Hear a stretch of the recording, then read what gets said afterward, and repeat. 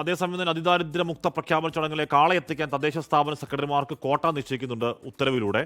ജില്ലയിലെ ഗ്രാമപഞ്ചായത്ത് 200, block panchayat 100, municipality 300 എങ്ങനെയാണ് കോട്ട. തിരുവനന്തപുരം നഗരസഭയിൽ നിന്നും 10,000 പേരെ പരിപാടിക്ക് എത്തിക്കണം എന്നും നിർദ്ദേശമുണ്ട്. തദ്ദേശ സ്വയംഭരണ വകുപ്പ് ജോയിന്റ് സെക്രട്ടറിയാണ് എല്ലാ തദ്ദേശ സ്ഥാപന സെക്രട്ടറിമാർക്കും കത്തയച്ചത്. സലിമാലിക്ക് ഒരു സലിം, ഈ പമ്പയിൽ നടത്തിയ അയ്യപ്പ സംഗമത്തിന് ആൾ കുറവാവുന്ന ഒരു പശ്ചാത്തലം ഉണ്ടായിരുന്നു. ആൾ കുറഞ്ഞിട്ടൊന്നുമില്ല എന്ന് വിസ്തീർണം ഉണ്ടെങ്കിലും ആൾ കുറഞ്ഞു എന്നതാണല്ലോ യാഥാർത്ഥ്യം.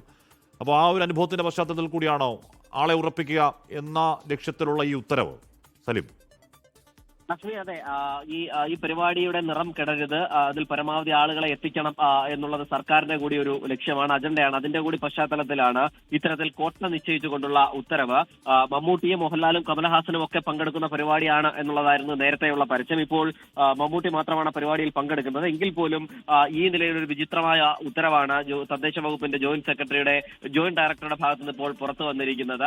മന്ത്രി എം ബി രാജേഷിന്റെ നിർദ്ദേശപ്രകാരമാണ് ഈ ഉത്തരവ് എന്നുള്ളതാണ് പ്രതിപക്ഷത്തിന്റെ ആരോപണം. അതിൽ തന്നെ ജില്ലാ അടിസ്ഥാനത്തിൽ തന്നെ തദ്ദേശ സ്ഥാപനങ്ങൾക്ക് കോട്ട ഉൾപ്പെടെ നിശ്ചയിച്ചിട്ടുണ്ട്. ഗ്രാമപഞ്ചായത്തിൽ നിന്ന് 200 പേരെത്തണം, ബ്ലോക്ക് പഞ്ചായത്തിൽ നിന്ന് 100 പേരെ കൊണ്ടുവരണം, മുനിസിപ്പാലിറ്റിയിൽ നിന്ന് 300 പേർ, ഒപ്പം തന്നെ തിരുവനന്തപുരം നഗരസഭയിൽ നിന്ന് മാത്രം 10,000 പേരെ പരിപാടിക്ക് എത്തിക്കണമെന്നാണ് നിർദ്ദേശം. അതിന് ജീവനക്കാരെ 10,000 പേരെ എത്തിക്കാൻ എത്ര വലിയ ജോലി ചെയ്യണം എന്നതുൾപ്പെടെയുള്ള കാര്യങ്ങളൊന്നും പരിഗണിക്കാതെയാണ് ഈ വിചിത്രമായ ഉത്തരവ് എന്നുള്ളത് കൂടി കാണണം. നിലവിൽ ഈ സർക്കാർ പരിപാടികൾക്ക് ഉദ്യോഗസ്ഥരെയും ജീവനക്കാരെയും പങ്കെടുപ്പിക്കാൻ കോട്ട നിശ്ചയിക്കുന്നത് പതിവാണ്. പക്ഷേ പൊതുജനങ്ങളെ കോട്ട വെച്ച് നിർബന്ധപൂർവ്വം എത്തിക്കാൻ ശ്രമിക്കുന്നു എന്നുള്ള ഒരു ആരോപണമാണ് ഇവിടെ പ്രതിപക്ഷം ഉന്നയിക്കുകയും ചെയ്യുന്നത്. ഹാഷ്മി, തിരുവനന്തപുരം നഗരസഭയിൽ 10,000 പേർ എന്താണ് പാർട്ടിക്കാർക്ക് അത് സംഘടിപ്പിക്കാൻ പ്രയാസം ഉണ്ടാവില്ല, വാഹനം അറേഞ്ച് ചെയ്യാം. ഇത് ജീവനക്കാരെങ്ങനെയാണ് 10,000 പേരെ സംഘടിപ്പിക്കുക നഗരസഭയിൽ നിന്ന്?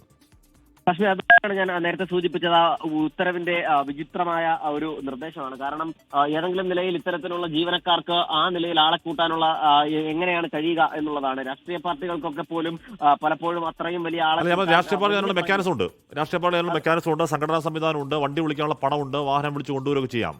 ഇത് ജീവനക്കാര് ഉദ്യോഗസ്ഥരാണല്ലോ, ഉദ്യോഗസ്ഥരെങ്ങനെയാണ് ഇറങ്ങിയെന്ന് 10,000 പേരെ കൂട്ടുക, സലിം? അതാണ് ഹാഷ്മി. അതായത് ഇവരെ എങ്ങനെ ഇവിടേക്ക് എത്തിക്കാൻ കഴിയും എന്നുള്ളത് വലിയ പ്രശ്നമാണ്. ജീവനക്കാരെ സംബന്ധിച്ചിടത്തോളം അവർക്ക് എതിർത്ത് പറയാൻ കഴിയില്ലെങ്കിൽ പോലും സ്വാഭാവികമായും ഈ പറയുന്ന ഈ സംവിധാനങ്ങളൊക്കെ ഉണ്ടായിട്ട് പോലും രാഷ്ട്രീയ പാർട്ടികൾക്ക് പോലും 10,000 പേരെയൊക്കെ ഒരു സ്ഥലത്ത് കൂട്ടുക എന്ന് പറഞ്ഞാൽ ദിവസങ്ങൾ നീണ്ട പ്രയത്നമാണ്. അവിടെ നിന്നും ഓരോ മണ്ഡലം കമ്മിറ്റികളുടെയും ഒക്കെ പ്രാദേശിക ബ്രാഞ്ച് തലത്തിലൊക്കെ നേരത്തെ അറിയിപ്പ് ലഭിച്ച് അവർക്ക് കോട്ട നിശ്ചയിച്ച് നൽകാറുണ്ട്. അതിനനുസരിച്ച് ഓരോ ബ്രാഞ്ചിൽ നിന്നും കൊണ്ടുവരാം. പക്ഷേ ഇവിടെ നിന്നും ഈ ഉദ്യോഗസ്ഥരെങ്ങനെയാണ് ഇത്തരത്തിലുള്ള പൊതുജനങ്ങളെ എത്തിക്കുന്നത്, എന്ത് പറഞ്ഞുകൊണ്ട് എത്തിക്കും എന്നതുൾപ്പെടെയുള്ള കാര്യങ്ങളിൽ വലിയ പ്രശ്നമുണ്ട്. അതുകൊണ്ട് തന്നെ തൊഴിലുറപ്പ് തൊഴിലാളികൾ ഉൾപ്പെടെയുള്ളവരെയും മറ്റ് സർക്കാരിന്റെ തന്നെ ഹരിതകർമ്മ സേനാംഗങ്ങളെ ഉൾപ്പെടെയുള്ളവരെയാണ് സാധാരണഗതിയിൽ ഇത്തരത്തിലുള്ള പരിപാടികൾക്ക് രാഷ്ട്രീയ പാർട്ടികൾ പൊതുവെ ഉപയോഗിക്കാറ്. ഇവിടെയും അത് തന്നെയാവും സംഭവിക്കുക. പക്ഷേ 10,000 എന്നതൊക്കെ വലിയ കണക്കാണ്. ആ ജീവനക്കാരെ സംബന്ധിച്ചിടത്തോളം ആ ഉത്തരവ് വിചിത്രമാണ് എന്ന് മാത്രമല്ല, ഈ 10,000 എന്ന തിരുവനന്തപുരം കോർപ്പറേഷനിലെ കണക്കൊക്കെ തന്നെ എങ്ങനെയത് ഈ ജീവനക്കാർ തന്നെ എങ്ങനെയാ അത്രയും കണക്കെത്തിക്കും എന്നുള്ളതും വലിയൊരു പ്രശ്നം തന്നെയാണ്. ഹാഷ്മി, അല്ല, ഉത്തരവിൽ തന്നെ പറയുന്നുണ്ട് ആരൊക്കെയാണെന്ന് പറയുന്നുണ്ട്. ഒന്ന് ഉദ്യോഗസ്ഥർ, ജനപ്രതിനിധി ഉദ്യോഗസ്ഥർ, അതിദരിദ്ര കുടുംബാംഗങ്ങൾ, കുടുംബശ്രീ എന്ന് പറഞ്ഞാൽ ഈ പറയുന്ന 64,006-ൽപ്പെട്ടവരാണോ അറിഞ്ഞൂടാ. അതിദരിദ്ര കുടുംബാംഗങ്ങൾ 64,006-ൽപ്പെട്ടവർ ഇപ്പോൾ അതിദരിദ്ര അല്ലാത്തവരായല്ലോ. അപ്പോൾ ആ കുടുംബാംഗങ്ങൾ, കുടുംബശ്രീ അംഗങ്ങൾ, ഹരിതകർമ്മസേന പ്രവർത്തകർ, ശുചിത്വ മിഷൻ റിസോഴ്സ് പേഴ്സൺമാർ, RD ഏജന്റുമാർ എന്നിവരടങ്ങിയ അഭ്യുദയകാംക്ഷികൾ ഉൾപ്പെടെ 200 പേരെയും ബ്രാക്കറ്റിൽ 73 × 200 = 14,600. ഒരു നഗരസഭയിൽ നിന്നും 1000 പേരെയും 1000 × 4 4,000. തിരുവനന്തപുരം നഗരസഭയിലെ ഓരോ വാർഡിൽ 100 പേർ വീതവും 100 × 100 10,000 പങ്കെടുക്കുന്നത് തീരുമാനിച്ചിട്ടുണ്ട്. അപ്പോൾ ഇത് ഈ ഉദ്യോഗസ്ഥർ ഇതിൽ ഞങ്ങളിതെങ്ങനെ ആളെ കൂട്ടും എന്ന ചോദ്യമില്ലാതെ ഏറ്റുവാങ്ങാൻ വിധിക്കപ്പെട്ടവരാണോ, സലീം? മറുത്തൊന്നും പറയാൻ പറ്റാത്ത ഗതികേട് അവർക്കുണ്ടാവും എന്നുള്ളതാണ് മനസ്സിലാക്കുന്നത്. കാരണം ഈ തിരുവനന്തപുരം നഗരസഭയിൽ മാത്രം 100 വാർഡുണ്ട്. അതിൽ നിന്നാണ് ഈ ആളുകളെ 10,000 പേരെ എത്തിക്കേണ്ടത്. അതിൽ തന്നെ ഏറ്റവും പ്രധാനപ്പെട്ട പ്രശ്നം ഹാഷ്മി നേരത്തെ സൂചിപ്പിച്ചതുപോലെ ഈ പട്ടികയിലുള്ള 62,000 പേരിൽ നിന്നും ഉള്ളതല്ല. ആ പട്ടികയിലെ 10,000 പേരും തിരുവനന്തപുരം നഗരസഭയിൽ നിന്നുള്ളവരല്ല സ്വാഭാവികമായും. അതുകൊണ്ട് തന്നെ ആ പട്ടികയിൽ ഉൾപ്പെട്ടവരെ മാത്രമല്ല അവിടെ നിന്ന് എത്തിക്കേണ്ടത്, മറ്റ് ജില്ലകളിൽ നിന്നുള്ളവരും അവിടെ നിന്ന് അതിദരിദ്രരെ എത്തിക്കുക എന്നുള്ളതാണ് പറയുന്നത്. സംസ്ഥാനത്തിന്റെ പല ജില്ലകളിൽ നിന്നും ഈ അതിദരിദ്രർ അവരുടെ ആകെയുള്ള ഏതെങ്കിലും തരത്തിലുള്ള അന്നത്തെ ദിവസത്തെ ജോലി ഉപേക്ഷിച്ച് അവിടേക്ക് എത്തണമെന്നൊക്കെ പറയുന്ന തരത്തിലുള്ള ഒരു ഉത്തരവാണ് സ്വാഭാവികമായിട്ടും ഉള്ളത്.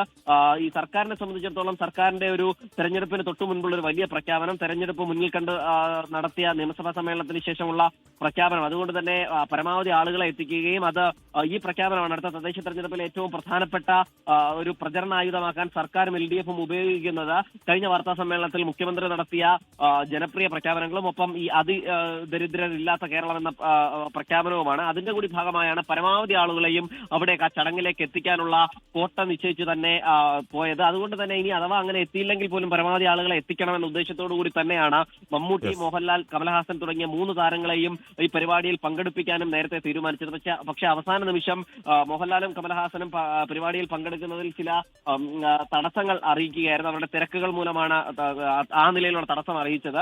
രാവിലെ തന്നെ പരിപാടിയിൽ പങ്കെടുക്കാനായി മമ്മൂട്ടി തിരുവനന്തപുരത്തേക്ക് എത്തിയിട്ടുമുണ്ട്. മമ്മൂട്ടി അല്പസമയത്തിനകം തന്നെ ആരംഭിക്കുന്ന ആ പരിപാടിയിൽ പങ്കെടുക്കുകയും ചെയ്യും. സ്വാഭാവികമായും ഈ ജീവനക്കാർ ഇനിയിപ്പോൾ എന്ത് എതിർപ്പുണ്ടെങ്കിലും എന്ത് വിയോജിപ്പുണ്ടെങ്കിലും ശരി, അവർക്ക് ഇത്ര ആളെ കൂട്ടിയേ പറ്റൂ. ആളെ കൂട്ടിയില്ലെങ്കിൽ എന്തുകൊണ്ട് അത് സംഭവിച്ചില്ല എന്നതുൾപ്പെടെയുള്ള കാര്യങ്ങളിൽ വിശദീകരണം നൽകേണ്ടതായും. എന്തായാലും അത് സാധാ ഇപ്പോൾ CPM എന്ന പാർട്ടിക്ക് വിചാരിച്ചാൽ, കോൺഗ്രസോ അല്ലെങ്കിൽ BJP ഏതായാലും പാർട്ടി വിചാരിച്ചാൽ 10,000 പേരൊക്കെ സിമ്പിളായി അവർക്ക് അതിനുള്ള സംവിധാനവും വണ്ടി അവർ വിചാരിച്ചാൽ പോലും ചെറിയ സമയത്തിനുള്ളിൽ എത്രയും പേരെ കൂട്ടൽ പുതിയകാല രാഷ്ട്രീയ കേരളത്തിൽ എളുപ്പമാണെന്ന് ആരും അറിയില്ല.